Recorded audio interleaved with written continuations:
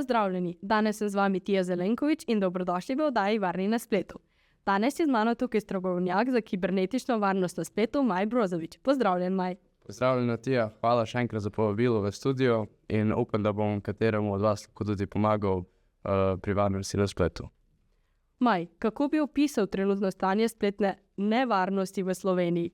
Spletna varnost je tudi odvisna od posameznika, kako se zaščiti pred njo in kako se odloči uporabiti svoje osebne podatke. Katere spletne prevare pa so trenutno najbolj razširjene v Sloveniji? Najbolj razširjene v Sloveniji, po mojem mnenju, so preprodaja znamk, ampak da niso originalne, ampak so ponaredek. Okay. Se vidimo po oglasih. Slak, hvala, da skrbite, da smo jaz in pa moje brandjeve barabe vedno varni na poti in zato lahko razveseljujemo ljudi po celi Sloveniji.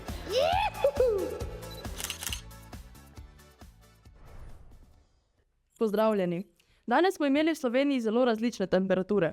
V vzhodnjem delu Slovenije smo imeli visoke in tople temperature, a ravno obratno je bilo na Gorenjskem, kjer so se pojavile nevihte.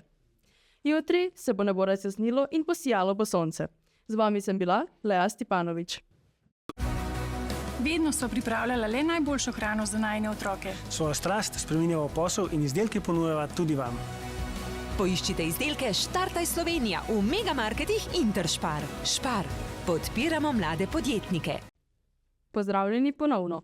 Maj, kaj bi bil vaš nasvet nekomu, kako naj se zaščiti na spletu? Moj nasvet je bil, da ne zaupa vsemu, kar vidi na spletu in da naj ne uporablja svojih osebnih podatkov na vseh straneh, ki niso ravno za zaupati. Hvala lepa in besedo predajam na teren. Dober dan. Sedaj smo na hodniki ekonomske šole Novo mesto in z nami je Žiga.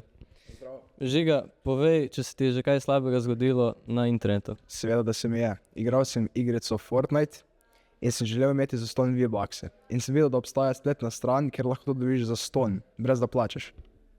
In potem sem upisal svojo telefonsko številko, tako je pisal, in sem videl, da je od mojega maminega bančnega računa utrgalo 100 evrov. Ali imaš kakšen nasvet za ostale ljudi, ki so na internetu? Vse, kar imam za reči, je enostavno, da ne verjameš tujim stranem na spletu. Hvala, Žiga. Se vračamo v studio.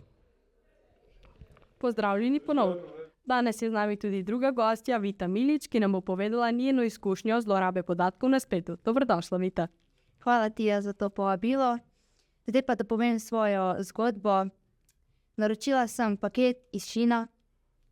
Mislila sem, da je bilo vse v redu in super. Dokler nisem videla, da so me prevarali, vzeli ves denar in paketa sploh dobila nisem nazaj. Zelo žalostno. Se vidimo po oglasih. Slak, hvala, da skrbite, da smo jaz in pa moje brandjeve barabe vedno varni na poti in zato lahko razveseljujemo ljudi po celi Sloveniji.